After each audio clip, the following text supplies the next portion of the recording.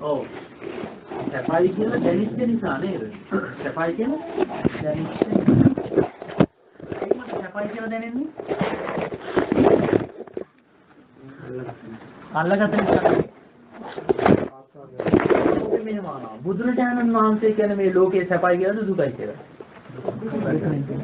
මේ ලෝකේ සෑම දෙයක්ම බුදුරජාණන් වහන්සේ කියනවා දුකයි.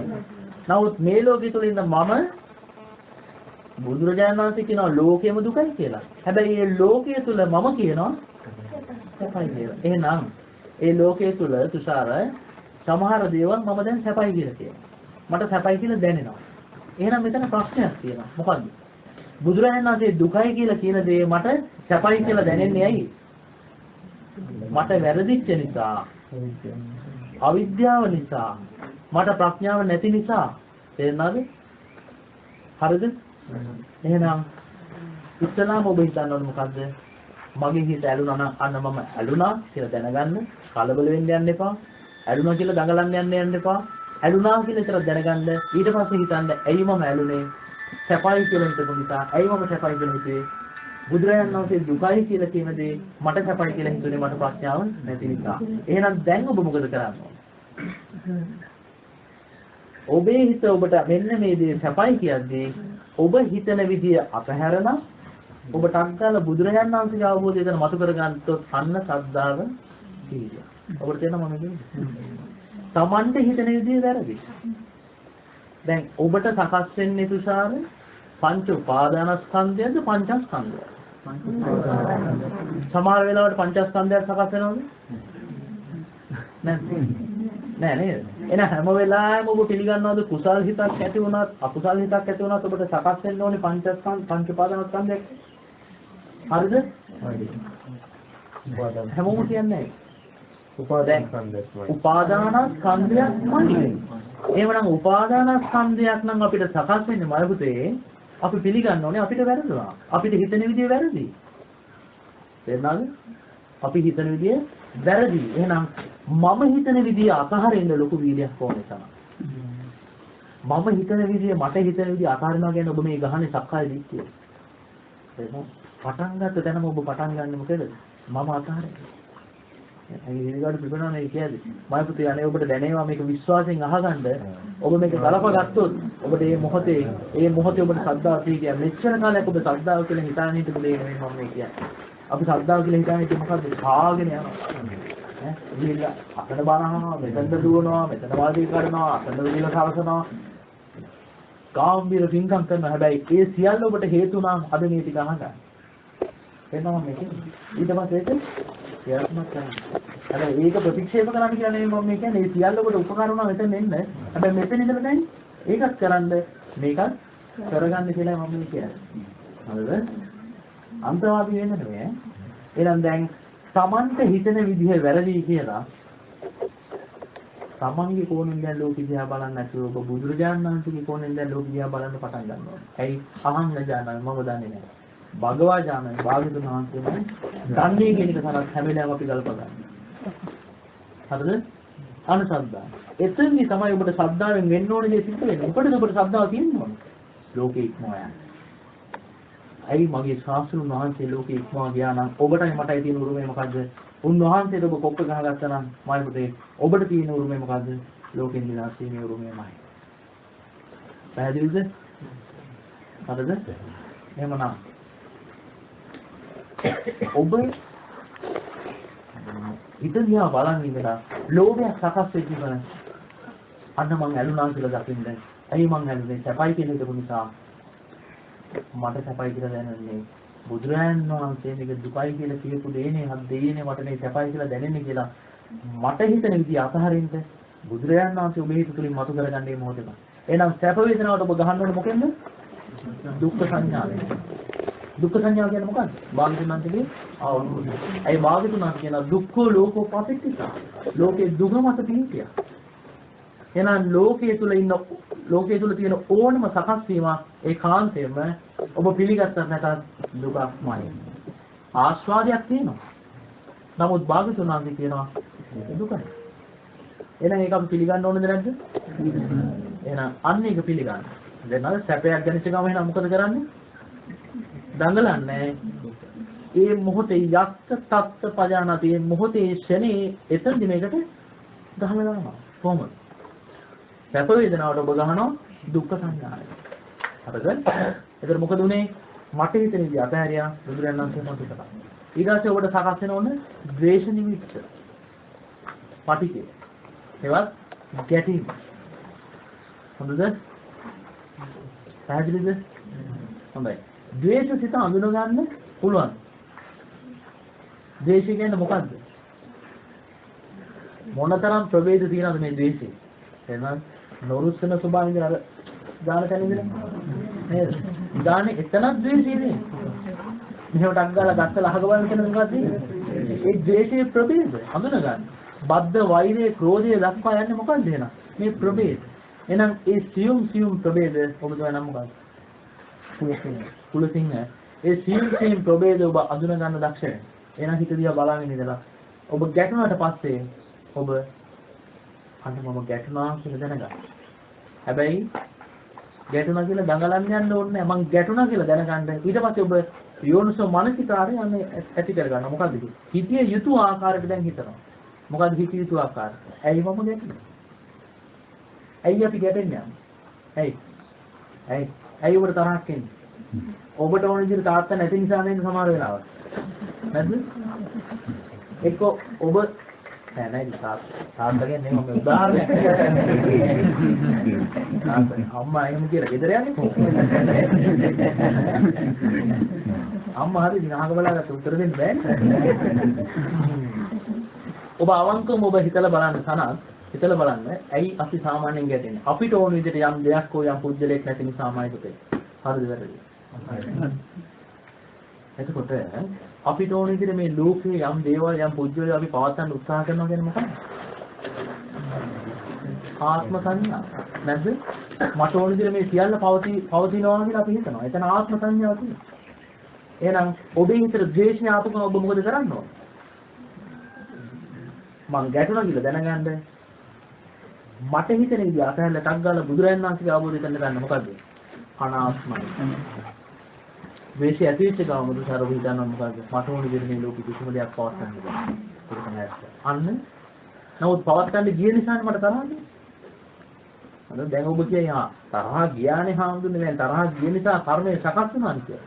හරි කර්මය සකස් වුණා තමයි. හැබැයි මේ කර්මයෙන් වේගය දැන් මේ කර්මය නිසා සකස් වෙන මේ කර්මය තව තවත් අභිසංස්කරණය වෙන්න තිබිච්ච අවස්ථාව දැන් නැති කරා. ඒ කර්මය තුල කර්ම වේගය දැන් ඔබ නැති කරා. ඒ විද්‍යාවෙන් නැති කරගත්ත නිසා ඒ කර්මය මත පිහිටලා නැවත නැවත ඔබ කර්ම කරන්නේ. එතනම පටිච්චසමුප්පාදය ඔබ නැති කරා. අවිද්‍යාව සාගත දැන් සංස්කාර ඔබට දෙනින් හරියට සකස් වෙන්නේ නැහැ ඒ සිතුවිල්ල නිසා. ඔබට දැන් තේරෙනවද කියන්නේ? මේ ධර්මයේ දන්න නිසා කියන්නේ හැමෝටම ඈ. ඒ ගැඹුරු වචන පාවිච්චි කරාට බය වෙන්න එපා. හරිද? හරි. එහෙමනම් සැපයක් ඇතිවෙච්ච ගමන් හිතන්නේ මොකද්ද? දුකයි කියලා. ඒතර මේ දුකයි කියලා හිතුවා කියන්නේ මොකද්ද? ඔබ තුල ශ්‍රද්ධාව තියෙනවද නැද්ද? ඔබ බුදුරජාණන් වහන්සේ පිළිපිට කරගත්තද නැද්ද? සම්මා දිට්ඨියද නැද්ද? එහෙනම් ශ්‍රද්ධාවයි සම්මා දිට්ඨියයි තිසර නැහැ කියන්නේ තුනම එකක් නෙමෙයිද? එහෙනම් එක හිතක් ඔබ අතාරින්දි මයි පුතේ ওই තුනම ඔබට පිළිපිටියා. නැද්ද? එක හිතක් ගන්නත් එක හිතක්. මේක දක්ෂයෙකු විතරයි කරන්න පුළුවන්. ඔබ සියලු දෙනා දක්ෂයි හැබැයි. කරලා උත්සාහ කරන්න. හරිය. මේ ලෝකේ අමාරුම දේ ඕකයි. කොටින්ද ගහලා යුද්ධය ජය ගන්න පුළුවන් මයි පුතේ. හැබැයි බුදුරජාණන් වහන්සේගේ ශ්‍රාවකයෙක් එක දවසකට මේ හිතක් දිහා බලන ඉඳලා මේ එක පිට හිත Tamante හිතන විදිය පැත්තකට දාලා මොකද මේ ආත්ම දෘෂ්ටිය හරි ඝනයි. මේක කඩන්න ලේසියෙන් කැමති වෙන්නේ නැහැ කෙනෙක්. නමුත් නිවනේ අරඹු මෙතනයි. සක්කාය දිට්ඨියට ගහන තැනයි ශ්‍රද්ධාව පටන් ගන්නවා. Tamante හිතන විදිය අතහරින්න යම් කිසි කෙනෙක් උත්සාහ කරොත් මාර්ගයේ Tamante හිතන විදිය වැරදි කියලා හිතන්නේ උත්සාහ කරනවා කියන්නේ නියතමානී කියන තමයි. එයා තමන්ගේකට ගැහුවා බුදුරයන් වහන්සේ මතු කරා කියන එතන යට ශ්‍රද්ධාව ඉන්ද්‍රියක් හැටියට පිළිගන්නවා. එහෙනම් එයා ශාසනය ඉපදුනා. එහෙනම් එක හිතක් යම් කිසි ශ්‍රාවක පුතෙක් දවසකට එක හිතක් මෙන්න මේ විදිහට හිතන්න ගත්තොත් ඒ විදිහට අතාරින්න ගත්තොත් තමන්ට හිතෙන විදිහ අතහැරලා බුදුරයන් වහන්සේ තමන්ගේ හිත තුලින් මතු කරන්න ගත්තොත් මයි පුතේ අර කොටින් පරාජය කරාට වඩා ලෝකේ ශ්‍රේෂ්ඨම යුද්ධයෙන් ඔබ දිනපු කෙනෙක් බවට පත් වෙනවා. ඒක තමයි ශ්‍රේෂ්ඨම දිනේ. මොකද ඔබ සාසනික උපතකට නිකන් කිව්වා ඒ ශ්‍රද්ධාව ඉන්ද්‍රියක් හැටියට පිළිතියා. ඒ ඉන්ද්‍රිය කවදා හරි බලයක් වෙනවා. එහෙනම් ඒක කොහොමද විතර හිතනවා?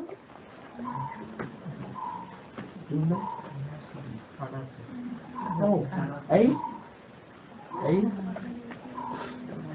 මට ඕන විදිහට මේ ලෝක කිසිම දෙයක් හෝ පුද්ගලෙක් පවත්න්න බෑ. එහෙනම් අනාත්මයි. ඔන්න ඒ විදිහට කියනවා. ඊට පස්සේ දැන් ඇලීමයි ගැටීමයි දෙකටම දැන් අපි ගැහුවා නේද? දැන් මොකද වෙන්නේ? හිත වැටෙනවා උපේක්ෂාව. උපේක්ෂා මට්ටම කියන්නේ ඔහේ තියෙන අවස්ථාවක සමහර නිදිමතට ප්‍රත්‍යක් කිට්ටු වෙන අවස්ථාවක් වෙන්නත් පුළුවන්. උපේක්ෂා. අන්නේ අවස්ථාවේ දැන් ඔබට ඇලීමකුත් නැහැ, ලොකු ගැටීමකුත් නැහැ. හැබැයි ඒ වෙලාවේ ඔබ හිතන්න ඕන මොකක්ද? හොඳයි. මේ වෙලාවේ මගේ හිත ඇලෙන්නෙත් නැහැ තමයි. ගැටෙන්නෙත් නැහැ තමයි. හැබැයි මට සතුටු වෙන්න බෑ. මොකද අරමුණක් ආපු ගමන් ආයෙ මේ ඇලෙනවා. මොකද මේ හිත මගේ වශයෙන් නෑ. මම තාම රහත් වෙලා නැහැ. එහෙමනම් මේ හිත මගේ වශයෙන් නෑ. හිත කියන්නේ අනිත්‍ය දෙයක්, පරිසම්පන්න දෙයක්. එහෙනම් මෙයා මොකද වෙන්නේ? මේ වෙලාවේ ඇලෙන්නේ නැතුණත් ගැටෙන්නේ නැතුණත් අරමුණක් ආවම මේ ඇලෙනවා. එහෙනම් මේ හිත වෙනස් වෙන දෙයක් ඒවත් අනිත්‍යයි කියලා ඔබ උපේක්ෂා හිතට ගහන්න ගන්නවා. ඔබ තේරෙනවද මම කියන්නේ? ලෝභ, ද්වේෂ, මෝහ කියන මේ අකුසල් හිත් වලට ඔබ ගහනවා අනිත්‍ය දුක්ඛ අනාත්ම කියන ත්‍රිලක්ෂණය. ඔබට බුද්ධ ශාසනයෙන් වෙන්න ඕන දේ දෙන ඔබ එක ගාථාවක්වත් දැනින් හිතේ නැහැ. ඔබ එක පාළි පාඩයක් දැනින් හිතේ නැහැ. මේ දිව්‍ය ලෝක කම්පාසරනේ මේ අමාමාන වෙන මේ ජීවිතය සාක්ෂාත් කරගන්න ඔබට පුළුවන්කමක් ලැබෙනවා. එක හිතක් හරි ඔය විදිහට බැලලා අඳුනගත්තොත් ඒ විදිහට ඔබ මේ ධර්මයේ ගලප ගන්න ගත්තොත් නැතිද? ඒක මම නෙමෙයි කියන්නේ. බාදුතුනාට දේශනා කරන්නේ. දක්ෂබ්බ කියන සූත්‍රයම. දක්ෂබ්බ කියන සූත්‍රයේ මගේ බුදුරජාණන් වහන්සේ දේශනා කරනවා. මොකද? යෝ සුඛං දුක්ඛතෝ අද්ද යම් කිසි කෙනෙක් පින්වත් මහන්නේ මේ සැපේ දුකක් හැටියට දැක්කොත් දුක්ඛ මද්දක් ඉස්සල්නතෝ මේ දුක උලක් හැටියට ඒවත් අනාත්මයක් හැටියට දැක්කොත් ඒ කියන්නේ මොකද්ද? දුක කියන්නේ ද්වේෂසිත උලක් දැන් කකුලේ ඇහිලා තියෙනවා. ඇහිලා තියෙනවා. අඩිය තියෙන වාරයක් පාසා මට වේදනාවක් දෙන්නේ නැහැ. එහෙනම් ඒ වේදනාව මගේ වශයෙන් තියෙනවද? නැහැ. අඩිය තියෙන වාරයක් පාසා දෙන්නේ. එහෙනම් ඒක අනාත්මය. අන්න ඒ වගේ භාගතුනාද කියනවා සැපේ දුකක් හැටියට දකින්න. ඒ ද්වේෂේවත් දුක අනාත්ම හැටියට දකින්න. යෝසුකන් දුක දුක්ඛ මද්දක් කියනවා. අදුක්ඛම සුඛං සත්තං අද්ද කියනන් අනිච්චතෝ මේ අදුක්ඛම සුඛ වේදනාව හේවත් මධ්‍යස්ථ වේදනාව හේවත් උපේක්ෂා වේදනාව. නේද? ඒ හිත දකින්න කියනවා හේවත් මෝහිත දකින්න කියනවා අනිත්‍ය හැටියට. ඒ විදිහට දැක්කොත් නැද්ද කියනවා සකේ සම්මද්දසෝ වික්ඛු පරිජානිත වේදනා. යම් කිසි කෙනෙක් මහණෙනි ඒ විදිහට යා සැපේ දුකක් හැටියට ද්වේෂානාත්ම හැටියට උපේක්ෂාව අනිත්‍ය හැටියට දැක්කොත් අන්නේ පුද්ගලයා වේදනාව පිරිසිදු දැක්ක කියනවා. පරිජානාති වේදනාව ඕ වේදනා පරිඥාය දිට්ඨ ධම්මානාසවා. ඒ විදිහට මේ වේදනාව පිරිසිදු දැකපු කෙනා මේ ජීවිතේදීම ආශ්‍රව රහිත බවට පත් වෙනවා කියනවා. දිට්ඨ ධම්මානාසවා. ආශ්‍රව රහිත බවට පත් වෙනවා. කායස්ස වේදා ධම්මත්තෝ සංකන්නෝ පිටි වේදිකුති. නැරේ ඒ පුද්ගලයා මේ කය දිවි මලාට පස්සේ නැවත පැනමීමකට නම් එන්නේ නැහැ නේ මල්. එයා මේ ජීවිතේදීම තමන් තුළම නිවි යනවා කියන නිවන් දකින්න කෙනා පහත් වෙලා පින්නම් පානවා කියලා කියන්නේ. මොකද බුදුරජාණන් වහන්සේ යන්ත රක්ෂින් සතාගතෝ අභිසම්බුද්ධ යම් රාක්ෂිකෝ අම්මා සම්බුද්ධත්වයට පත් වුණා නම් යන්ත රක්ෂින් සතාගතෝ පරිනිබ්බායති යම් රාක්ෂිකෙ පින්නම් තෑවණන් ඒ සක්මින් අන්තරේ අතර කාලය තුළ වාසති ලැබති නිදීසති යමක් දේශනා කරනද පැනෙවද මතුකොට දැක්කවද සබ්බංකං සතයෝති එහෙමමයි වෙන්නේ නොවන්‍යතාවෙන් විදිහට. එදා මම මේ ඔබට කියමයි පුතේ මගේ ශාස්ත්‍රඥ වහන්සේ.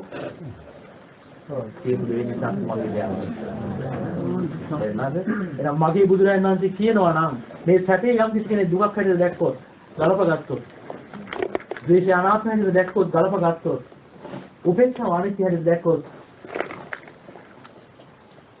එයා මේ ජීවිතේ පින්නම් පානවා කියලා ඒක සිද්ධ වෙන දෙයක් ඒ ඔබ වේවා. ගිහියෙක් වුණත් ප්‍රශ්නයක් නැහැ. ඔබ මෙන්න මේ දේ දකින්න ඔබට බුද්ධ ශාසනයෙන් සිද්ධ වෙන්න ඕන දේ සිද්ධ වුණා පුතේ. අතීතයේ ඔබට නර්මදා ගඟේ වැලිකැට ගානට බුද්ධ ශාසනය ඔබටයි මටයි අහිමුණා. ඒ කිසියම් බුද්ධ ශාසනයෙන් අපි ප්‍රයෝජනයක් ගන්න බැරුණා. හැබැයි ඔබ මේ විදිහට එක හිතක් හෝ අතහැරියොත් ඔබ ගෞතම බුද්ධ ශාසනය ඉස්මා යන්නේ නැහැ. මේ ගෞතම බුද්ධ ශාසනයේ නර්මදා ගඟේ තවත් එක වැලිකැටයක් වෙන්නේ නැහැ පුතේ. ඔබ මේ බුද්ධ ශාසනය බබළුවන කෙනෙක් බවට පත් වෙනවා. අරහන්ත භූමියේ ඉඳලා මේ ගහම ඔබට ඇහෙන්නේ. එනිවා මහත්යාගේ ආරාධනාව නිසා මම හදවතින්මයි මම මේක කියන්නේ. ඒක ගලප ගන්න. මම මේක දැනගෙනමයි කියන්නේ. නොදැනගෙන නෙමෙයි. එතනද මම මේ කියපු දේ තුල යම් ප්‍රශ්නයක් තියෙනවා නම් අහන්න. මොකද ඒක ගැන මම දන්නවා ඒතර ප්‍රශ්නයක් මට නැති නිසා මම දන්නවා ඒතර ප්‍රශ්නයක් නැහැ. එතකොට එහෙමනම් මේ විදිහට මයි පුතේ Tamante හිතන විදිහ අතහැරලා බුදුරජාණන් වහන්සේ මතු කරනවා කියන තැන ශ්‍රද්ධාවද නැද්ද? එහෙනම් ඒ විදිහට Tamante හිතන විදිහ අතහරින්න ලොකු වීර්යයක් ඕනද නැද්ද? එහෙනම් ලෝභය කියන්නේ අකුසලයක්, ද්වේෂය කියන්නේ අකුසලයක්, මෝහය කියන්නේ අකුසලයක්. එහෙනම් අකුසලයයි මේ අතහරින්නේ. එහෙනම් උපන් අකුසලයක් ප්‍රහාණය වුණාද නැද්ද? එතන නූපන් අකුසලයෙන් එතන ඉපදිනවද? එතකොට උපන් අකුසලයක් ප්‍රහාණය වුණා කියන්නේ නූපන් කුසලයක් ඉපදුනා කියන එක නෙමෙයිද? එහෙනම් ඉපදුනා වූ යම් කුසලයක් තියෙනවා ඒක වැඩි දියුණු වුණා නෙමෙයි. ඒක හැරීමේ හැකියාව තවත් වැඩි දියුණු වෙනවා නෙමෙයි. එහෙනම් එක හිතක් ඔබට අසාරෙදි සතර සම්‍යක් ප්‍රදාන වීර්යය වැඩිනවද නැද්ද?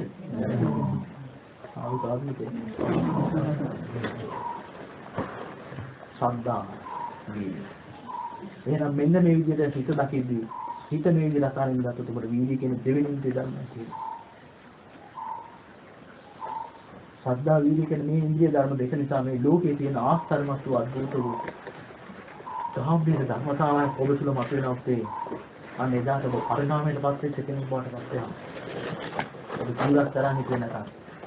ඔබ ගිහියදුමක් ඇඳගෙන හිටියත් අමුලයක් ගහන ගොවියෙක් හැටියට කුඹුරේ කොට කොට හිටියත් ඔබ මෙන්න මේ සති සම්පජාන කියන වාත් මේ සිහිනුවන කියන මේ සති කියන තුන්වෙනි ඉන්ද්‍රිය ධර්මය ඔබ තුළ මතුවනාට පස්සේ ආයකට හාගවත් කමඨාණක් ඕනේ.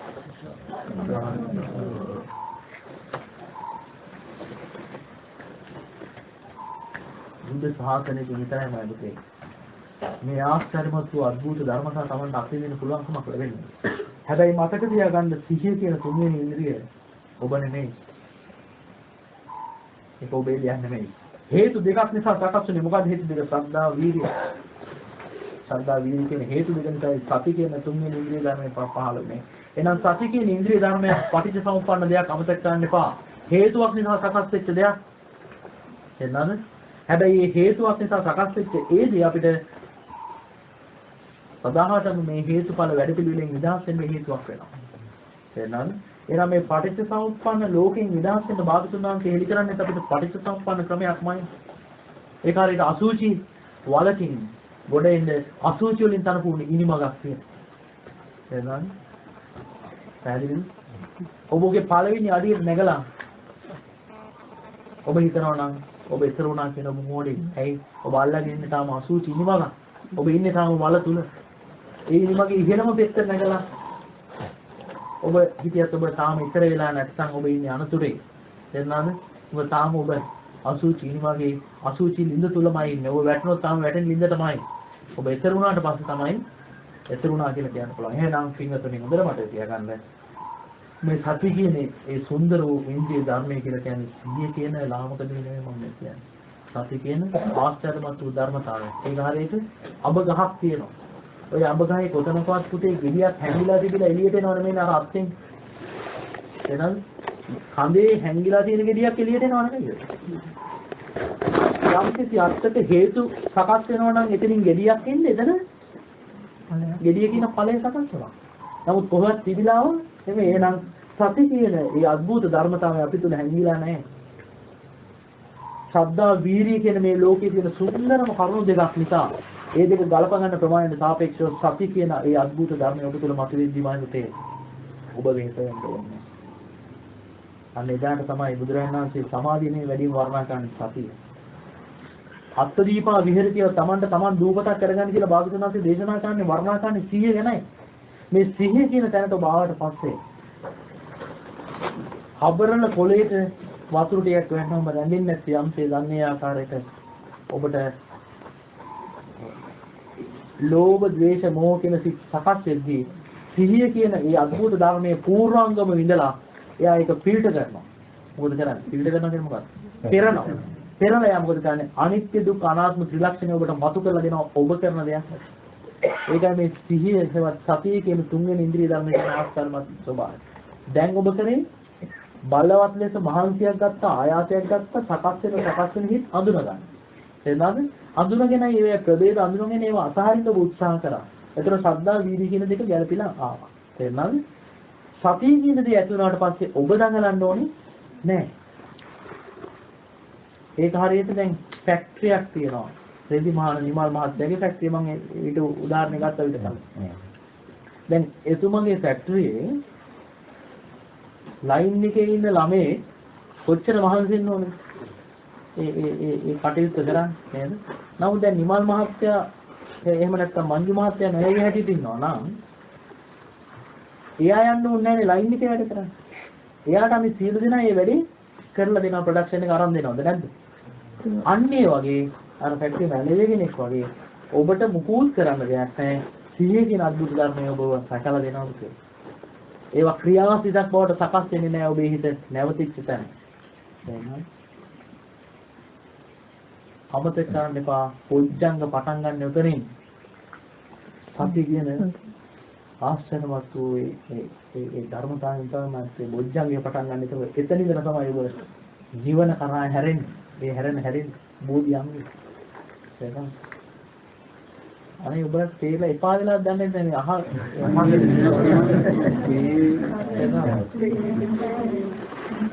ඒතකොට මෙන්න මේ සද්ධා වීර්ය සති කියන මෙන්න මේ කාරණා තුන ඔබ තුල පිහිටක් දීමයි පුතේ. එහෙනම් ඔබ මේ ලෝකේ නිවිච්ච කෙනෙක්. එහෙනම් ඔබ ඇතුළත නිවිච්ච කෙනෙක්. හැබැයි ඔබ අතිශයින්ම කාර්යශීල කෙනෙක්. ඔබ අවදි.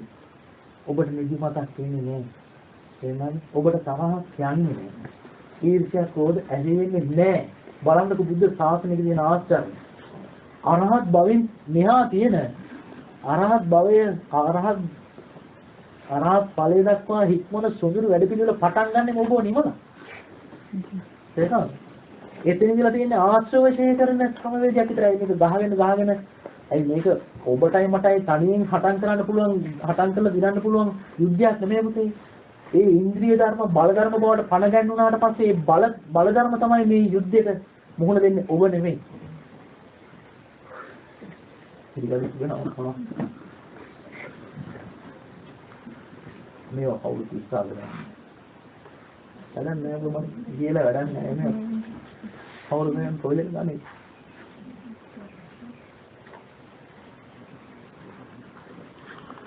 මේක අහගෙන ගිහිල්ලා මම ඉතින් අමාරු වෙන්නේ කියන්නේ. ඒක පිටක්වත් ඔබ අතාරින්න උත්සාහ කරන්නේ නැත්නම් ඔබ බුදුන්වහන්සේ පාවිච්චි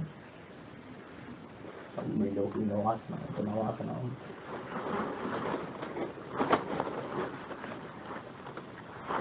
ඒ මොනවා කරන්නේ පිළිදාස් වෙනවා.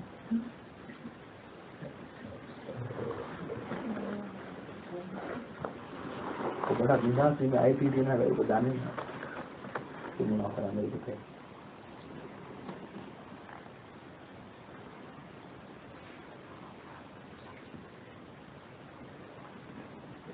හරි විශේෂයි මේක කියන්න නමුත් මට හිතෙනවා මේක කිව්වට වැඩක් නැහැ උතේ මේක මට දැනෙන්නේ ඔබට දැනෙන්නේ නැහැ. දේශනා කරන්නේ අනුකම්පා කරලා. ඒක නිසා මේක කියන්න නැත්තේ වැඩක් නැහැ. ඒ කියන්නේ ප්‍රායෝගික ක්‍රියාත්මක කරන්න කී දෙනෙක් යෝගනා තියෙනවා. මහන්සි ගන්න ඉන්නේ ස්වාමීන් වහන්සේ.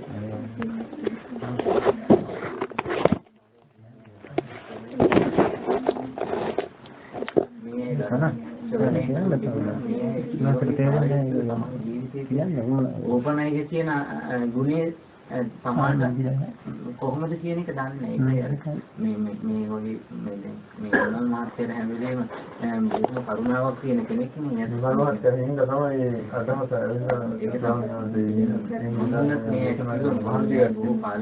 මම ආද මේ වගේ අදහසක් මම අවුරුදු 5ක් තිස්සේ මහමෙනව බොහෝ පින්දහම් කරලා තිබුණා. ඒ අවුරුදු 5 ඇතුළත මම අවුරුද්දකින් මට මෙවැනි උතුම් කල්යාණ මිත්‍රත්වයක් ලැබුණා නම් මෙච්චර ප්‍රමාද වෙන්නේ නැහැ. මට තේරෙනවා මම අවුරුදු දැන් 12ක් විතර. වාහන ජම්බාල් වචනයි. ඒ සද්ධා ඉන්ද්‍රිය කියන්නේ දැන් අපි ඉන්ද්‍රියන් අපි බෝධිපාක්ෂික ධර්මයන් හරි ලොකුවට අපි දන්නවා.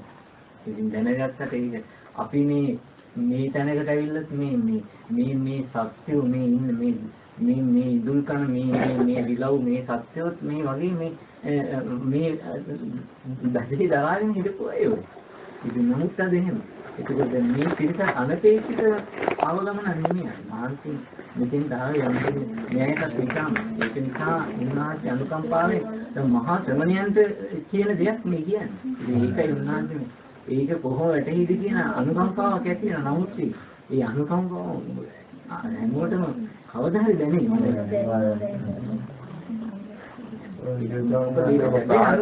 ප්‍රායෝගිකව අපි දැනගෙන ඉන්නේ දේශනා යම් සෙනෙහසක් තියනවා නම් කෝටියක් මව්වරුන්ට සෙනෙහස තියෙන මව්වරු කෝටියක් යම් සෙනෙහසක් තියනවා නම් ඒ කෝටියක් මව්වරුන්ගේ සෙනෙහස එක පිටක් කරලා ගත්තා ඒ පිට සම කරන්න බැහැ වචනයෙන්. ඒ මොකද ඒ බුදුජානනාථගේ ආනන්ද තියෙනවා. ඒ ධර්මයේ තියෙන ආශ්චර්යය.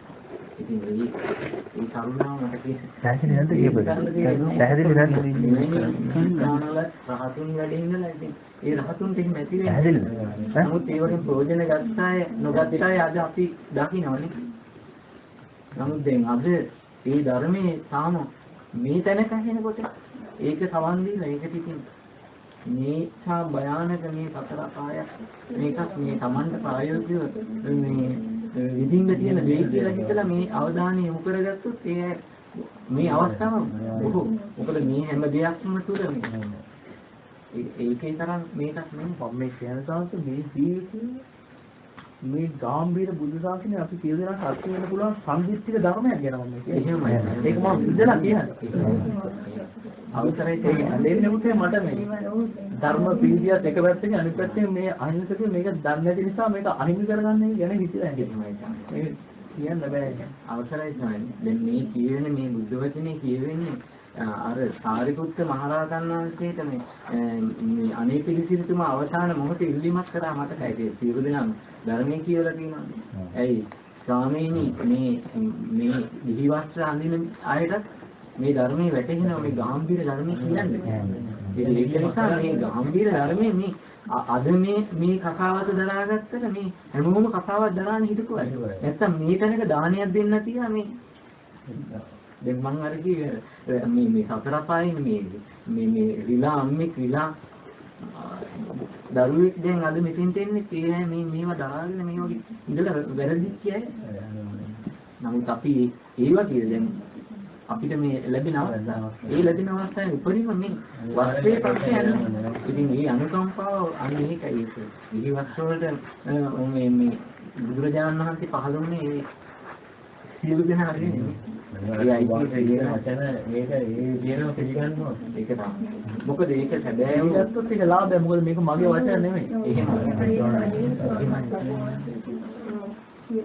අවසරයි ස්වාමීනි මෙතෙන් මේ ආපු පිරිස ඇත්තටම මේ අද දවසේ ආවෙත් මේ ඊයේ රෑ නිදිමරාගෙන ආවේ තවත් මේ එක පිනක් කරගෙන අපි සුගතිය ප්‍රාර්ථනා කරගෙන තව භවයක් මේ භවයේ දීර්ඝ කරගන්න පිරිසක් නම් නෙමෙයි කියලා මගේ විශ්වාසය. මොකද මේ හැමෝම පසුගිය දවස්වල මේ දිවයින පත්තරේ ලිපි පෙළක් ගියා. අපිට අර තාත්තා කලන්සුරේ තාත්තා තමයි මේ පණිවිඩය දුන්නේ මෙහෙම ලිපියක් තියෙනවා පොඩ්ඩක් කියවන්න කියලා. ඊට පස්සේ මේ පිස්සු බල්ලෝ වගේ මෙයාලා ගෙවල් ගාන ගිහිල්ලා මේ පත්තර ටික හෙව්වා.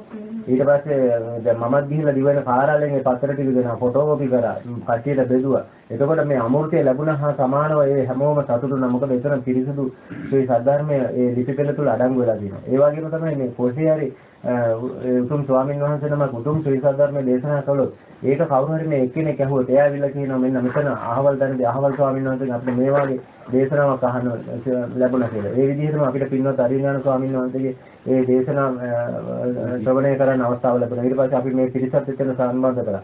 නොඑක් දුක්ඛම් කටළු ඉඳගෙන මේ පිරිසත් එක්ක දුවගෙන ආවා. එතකොට මේ හැමෝම ඇත්තටම මේ උත්සාහවන්ත වෙනවා උනන්දු වෙනවා මේ අපිට ලැබුණ ජීවිතය මොකක්ද? මේ බුදුරජාණන් වහන්සේ දුකයි කියනවා. කොහොමද මේ දුක අවබෝධ කරන්නේ? කොහොමද මේක කෙලවර කරන්නේ? ඉතින් මේ බුදුරජාණන් වහන්සේ පෙන්වා දෙන මාර්ගයේම යන පිරිසක් විදිහට මම නම් දැකන්නේ. ඉතින් ඔබ වහන්සේ අපිට අනුකම්පා වදාරනසේකව ඒ වගේම ඒ ඔබ වහන්සේගේ උතුම් පණේඩය මේ අප වෙත ලබා දෙනසේක කිසිම කෙනෙක් මම හිතන්නේ ඒ අඩු උනන්දුවකින් එහෙම නැත්නම් දිගිරියාවකින් මේ සවන් දෙනවා නෙමෙයි. ඊටාම ඕනෑකමකින් සවන් දෙන බව මේ හිත් විමසා බලන්න පුළුවන් කියාව තියෙන කවුරුන් හරි ඉන්නවනම් පැහැදිලි වෙනවා.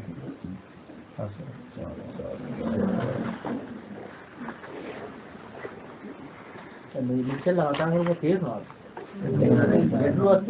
ගැටලු තියෙනවා නම් අහන්න මල්ලිද ආයේ මේ අවස්ථාව ලැබෙන්නේ නැහැ. මොකද මේ අපිට මේ ස්වාමීන් වහන්සේට අපිට ආයේ අවස්ථාවක් මේ මෙහි වාගේ මුණ ගැහෙන කොයි වෙලාවක උදා වෙයි දන්නේ. නමුත් මාර්ගය හොයන කෙනාට නම් මේ හොයන කෙනාට උනන්දු වෙන කෙනාට අවස්ථාව සැලසෙනවා. ඒක වළක්වන්නත් බෑ. නමුත් අපි ඒක කොහොම වෙයිද දන්නේ නැහැ. දැන් මේ අවස්ථාවේ අපි ගෙදරට යනකල් අපි දෙන අපි ආයේ අපෙන් කී දෙනෙක් ජීවත් වෙයිද කියලාවත් අපිට විශ්වාස කරන්න බෑනේ.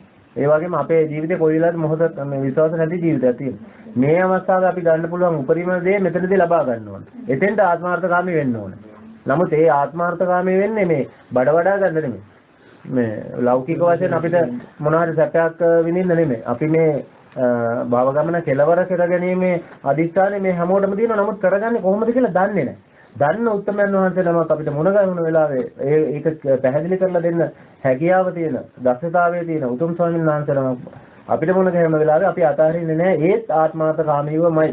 ඉතින් ඒ නිසා මේක තවදුරටත් පැහැදිලි කරගන්න ගැටලු තියෙනවා නම් අහලා විසඳගෙන අද සතුටු සිතින් අපි විතර යමු.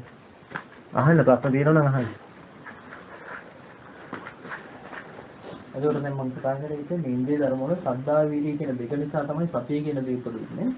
ඒ සතිය කියන දේ ඔබ නෙමෙයි. ඒක හේතු නිසා සමස්ත දෙයක් හැටියට ඔබ දකින්නේ. එතනින් එහාට තමයි මහා ආශිර්වාදයක් ගොඩනගන්නේ. ඔබට මහන්සි වෙන්න දෙයක් නැහැ. සතිය විසින් මොකද කරන්නේ? සකස් වෙන සැප දුක් උපේක්ෂා කියන වේදනා තුනම එයා ප්‍රතිවේක්ෂා කරලා අපිට ඥාන උපද්දලා දෙනවා. මොකද මේක අනිත්‍යයි දුකයි අනාත්මයි කියන ඒ ඥාන දර්ශනය අපිට ඇති කරලා දෙන්නේ සූර්යය.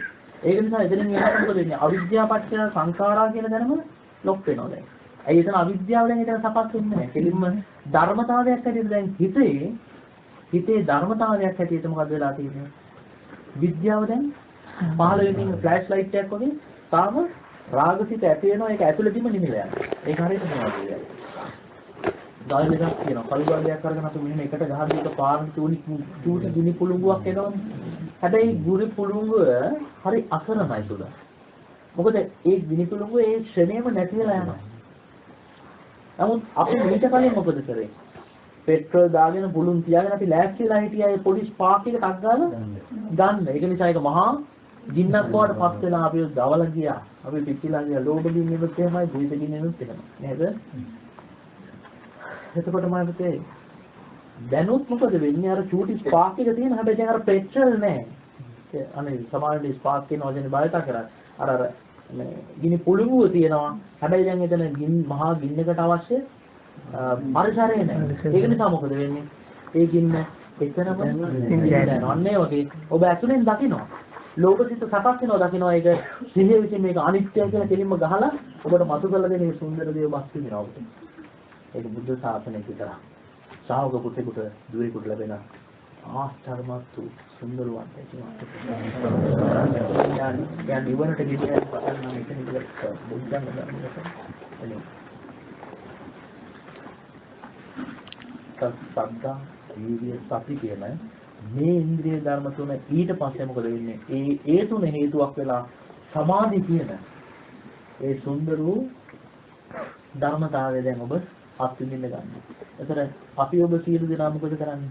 අපි මේ ධර්මය පටන් ගන්න හදන්නේ ධර්මය අවබෝධ කරගන්න පටන් ගන්න හදන්නේ භාවනා අන්තිවලින්. භාවනා කියන්නේ සමාධියනේ නේද අපි. ඒතර අපි පටන් ගන්න හදන්නේ සමාධියෙන්. නමුත් බුදුහාමුදුරුවෝ කියන්නේ සද්ධායෙන් පටන් ගන්න. සද්ධා වීර්ය සති කියන තුන වැඩි උත්තරය වල සමාධිය ලැබෙන්නේ කියලා. අපි බුදුහාමුදුරන්ට පයින් ගහලා අපි සමාධියෙන් පටන් ගන්න හැදුවොත් ඔබට මේ ශාසනයේ තිසරණේ තියෙනවද කියලා මට කියන්න. ශ්‍රද්ධාව තියෙනවද? සම්මාදිට්ඨිය ගැන තියෙනවද? නෑ.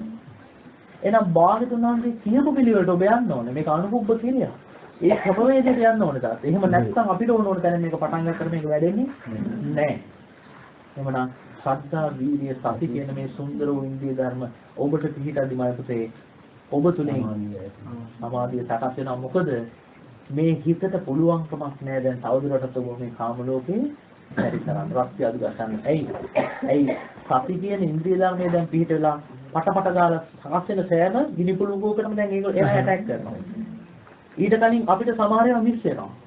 සමහර දේශ ඇති වෙලා ගිහිල්ලා තියෙන පස්සේ තමයි අපි දැනගන්නේ. එයා ප්‍රයත්න ඉඳලා හිටලා තමයි අපි දවසට හිත පහක් විතර අඳුනගන්නේ. නමුත් සති කියන දේ ආවට පස්සේ අතරක් නෑර සකස් වෙන සෑම දෙයකම දහනවා. ඒ හරියට මේ වගේ දෙයක්. මේක මගේ උදාහරණයක් නේ. මට අවබෝධ වෙච්ච දෙයක්. මොකද දන්නේ ඒක බුදුරජාණන් වහන්සේ උදාහරණයක් ඕන නිසා කොයිතරම් ගැළපෙනවද කියලා. නමුත් ඒක අනිත් උදාහරණයක්. වත්තේ නයි ඉන්නවා. හරිද? වත්තේ නයි. ඔබ මොකද කරන්නේ? වත්ත වටේ දුව ඉතින් මේ නයි හොයනවා මර ඉන්නවා.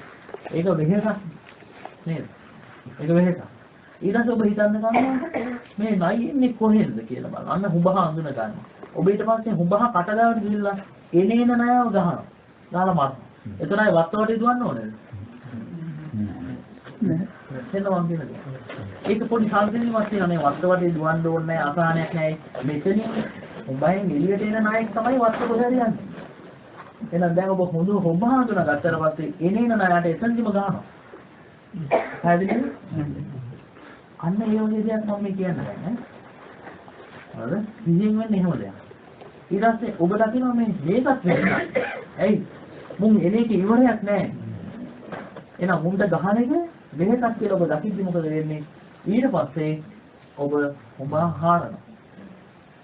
හාරලා විස්තර ටිකයි හැපින්නයි සියලු දෙනා විනාශ කරාට පස්සේ ආයේ ඔබට කුඹහ රකින්න ඕනේද?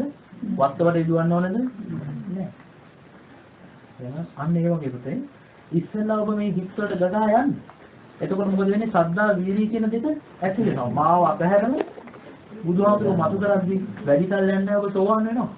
ඇයි? සක්කාය දිට්ඨිය නැති වෙන්නේ යම්. නේද? එහෙනම් පටන් ගන්න දැනම ඔබ සෝවාන් මාර්ගයේ ඉන්න කෙනෙක් ඔබ එක හිතක් අතහැරියොත් ඔබ සමනකින් සෝවාන් මාර්ගයේ උපේ.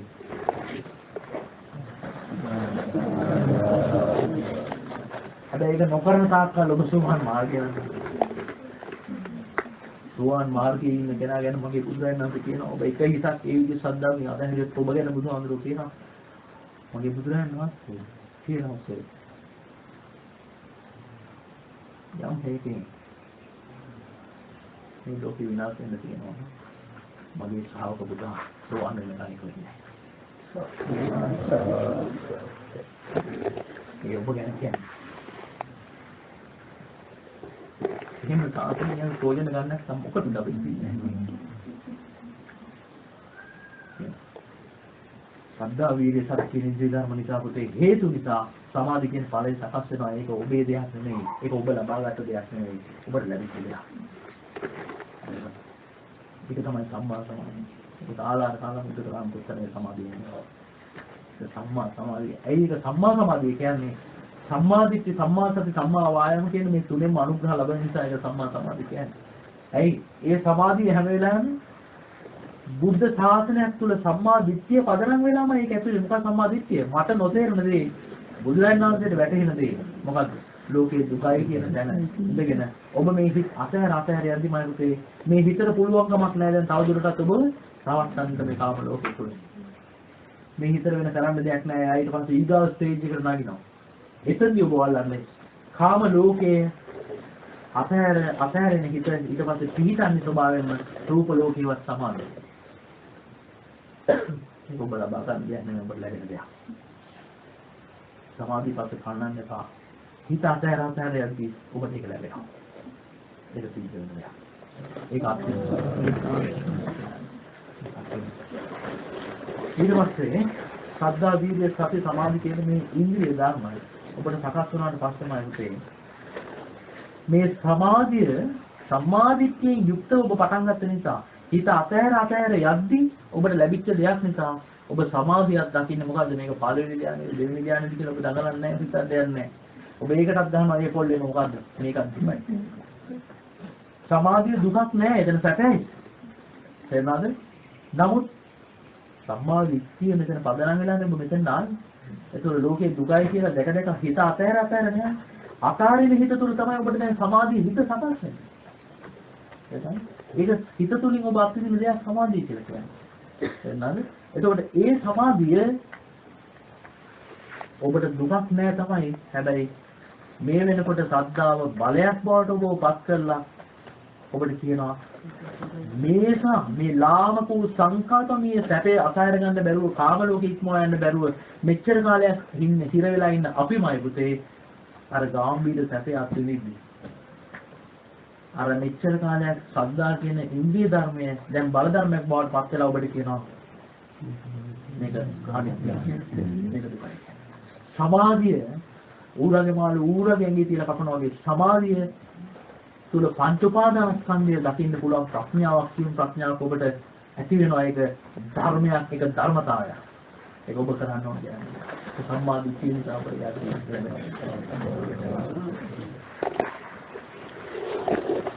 මේ සමාධිය මේ ප්‍රඥාව දෙක එකට යන මේක අවස්ථා දෙකකදී සකස් වෙන දෙයක් නෙවෙයි. ඒතර මේ සාසකයක් ලැබෙද්දි මේක අනිත්‍යයි මේක දුකයි කියලා හිතන්න පුළුවන් අවබෝධයක් ඔබට ඒ ප්‍රඥාව තුලින් ඇති වෙන හරියට ලිම් පතුලක තියෙන වතුර බිඳුවක් ඒ පතුලෙන් නිදහස් වෙලා කොයි මොහොතේ හරි උඩට එන්නේ යම්සේ දන්නේ ආකාරයට ඒ සමාධිය තුලම සමාධියට ගහන ප්‍රඥාව ඔබ තුල සකස් වෙනවා පුතේ. ඒක සම්මා දිට්ඨිය නිසාම සිද්ධ වෙන දෙයක්.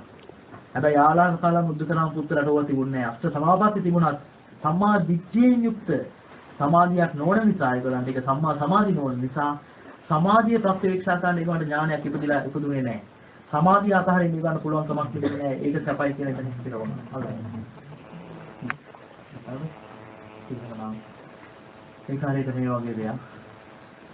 ඔබට සබන් කැල්ලක් දෙනවා. ඒ සබන් කැල්ලෙන් මම ඔබට කියනවා සුමුදු වෙන් කරන්න.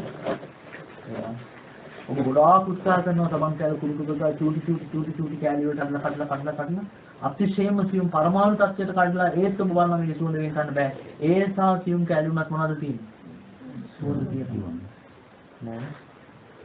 ඒතර සබන් කැලෙන් සුවඳ ඔබ මොනතරම් කුඩු කරන ගත්තත් වෙන් කරන්න බෑනේ. ඒ වගේ ඔබ සමාධියේ හරව කොයි විදිහට බැලුවත් මේක අනිත්‍ය මේක දුකක් දකින්න බෑ. ඒක සැට. ඒක මේ ලෝකෙ තියෙන ශ්‍රේෂ්ඨ සංසිඳීමක්. ඒක අත්විඳිය යුතු දෙයක්, අත්විඳින දෙයක් නිර්වාණගාමී මාර්ගයේ යන කෙනෙක් සමාධියෙන්තරෝ නිවනක් ලැබෙන්නේ නැහැ. හැබැයි සමාධිය ලැබුණේ ඔබට නෙමෙයි හේතු තුනක්. මොනවාද හේතු? එහෙනම් ඒක ඔබටයි කියලාද හේතු බල වලටයි කියලාද? හේතු බල වලට. එහෙනම් සමාධිය ඔබේ දෙයක් නෙමෙයි හේතු බලන සකස් වෙච්ච දෙයක්. නමුත් සම්මා සමාධිය නිසා මොකද වෙන්නේ? ඔබට සියුම් ප්‍රඥාවක් උපදිනවා. වතුර බුබුල වැව් පතුලෙන් නිදහස් වෙලා උඩට ආවේ යම් විදිහට සමාධිය තුළින් ප්‍රඥාවක් ඔබට මතුවෙන අපතේ අන්න එදාට පුළුවන් ඔබට සබන් කැලේ සුවඳ වෙන් කරන්න. සමාධියත් ඔබට අනිත්‍ය දුක අනාත්මයි කියලා දැකීමේ හැකියාව ඔබ තුළ සකස් වෙනවා. එදාට ඔබ රූප ලෝකෙට ගෙනුවා. රූප ලෝක අරූප ලෝක කියන දෙකම සමාධිය ඇතුළු කරගෙන සකස් වෙන දෙයක්. කාම ලෝකේ නිදහස් වෙච්ච ඔබ ඊට පස්සේ පිටන්නේ රූප අරූප ලෝක කියන එක. රූප අරූප ලෝක කියන්නේ සමාධිය නිසා සකස් වෙන දෙයක්. එහෙනම් මේ සමාධිය කියන්නේ හිතමයි. ඒ හිතරත් ගහලා දැන් මට පස්සේ ඔබේ හිත පිටන්න තැනක් නැහැ. කිසිවක් ප්‍රොෆිට් ගන්න දෙනවා. පටන් ගන්න දැනෙන්න ඔබ දහන්න දෙන එකම එක දෙයක් හිතට. බොල්දි පිටතරක් කියනවා. ඔබට ඒ තරම් ඉන්ද්‍රිය ධර්ම බල ධර්ම බවට පත් වෙන දවසක් එනවා. ඒ තුටි දරුවෙක් ඉපදුනාට පස්සේ දරුවා ලුකේන්නේ යම් කියලා. එදාට යාගෙන අම්මා තාත්තලා බලන්න ඕනේ යාගේ දේ අනින් කරගන්න. අන්නේ වගේ. එයාට ඒ බල ධර්ම බවට පත් වෙනවා. පස්සේ බල නිකන් දීන වෙලා යන්නේ නැහැ ඒක. ඒක බෝධි අංග බවට එකනදීම සකස් වෙනවා. ඊයේ පීඩන්නේ යමෝටද එකකින් එක බෝධි අංග බවට පත් වෙනවා. පත් වෙනවා. වීමත් සමගම යා ඒ කාන්තේම නිවනින් කෙලවරෙන්න යවාම අනියන සාක්ෂාත් සියලු ලෝකිකමයලා මේ ලෝකේ නිත්‍යයි සපයි ආත්මයි කියලා හිතාගෙන ඉන්නේ ජීව ගල් විහිද බලාගෙන ඉන්න මේ බුදුරජාණන් වහන්සේගේ අභිමාන ශ්‍රාවකයා මේ ලෝක කම්පා කරන ළම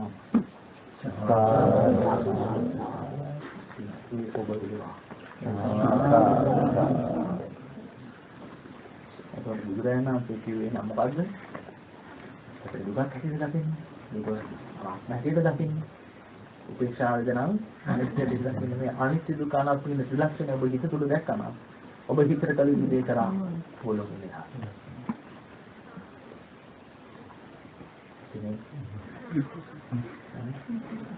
මොනවද කියන්නේ?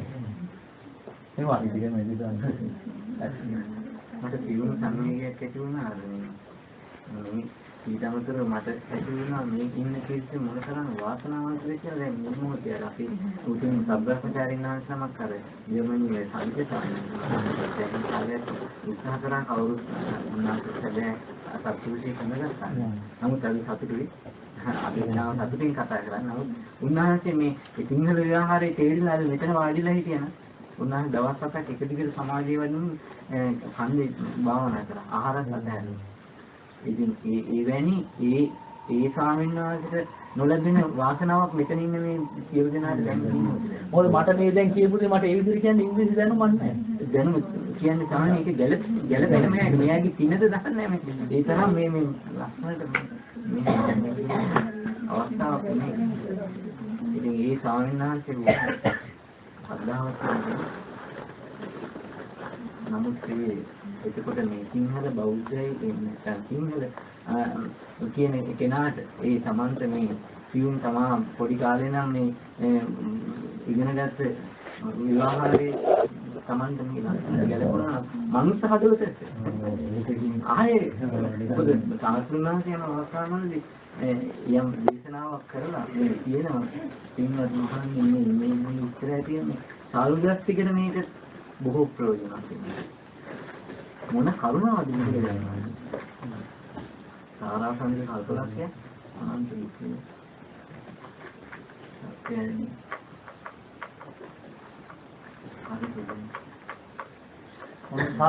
මොන තරණ. එන ශ්‍රද්ධාව කියන්නේ ඉස්සරහේම තමයි. සම්මා දිට්ඨියම තමයි. ඉන් එහාට යන්නේ. වචන ටිකක් විතරයි. එක හිතක් කතාවේදී තමයි සත්‍විස් බෝධිපාක්ෂික ධර්ම ගැන. කැමති නම් කරන්නේ. ඔබ අතීතයේ නොකලෙත් ඔකම ඒක නිසා ඔබ උතන මම මෙතන අපි දෙගලන්ට වැරදුනා. එහෙනම් අපි දෙගලන්ට වැරදිච්ච තැන අද මේ අරහන්ත භූමියකදී අපි නිවැරදි කරගත්තොත්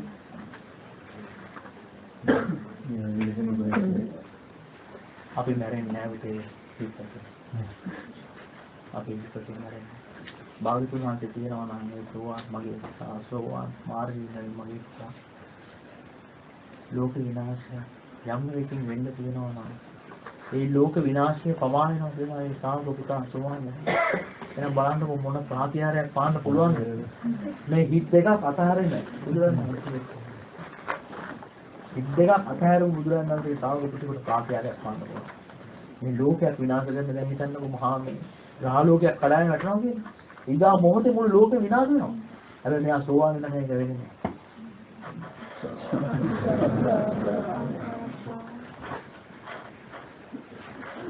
මේවා අකිලි සුමාන දෙයක් හැදෙනවා. මතනේ කතා කරන්න වෙන්නේ ධම්මසාරය. ධර්මයේ ප්‍රණීත බවයි ධර්මයේ හරයයි කියන එක ටිකක් ප්‍රණීත බවයි දෙකේ ගැළපුණා නේද? වැඩක් වුණාද කියලා අපි කතා කරමු.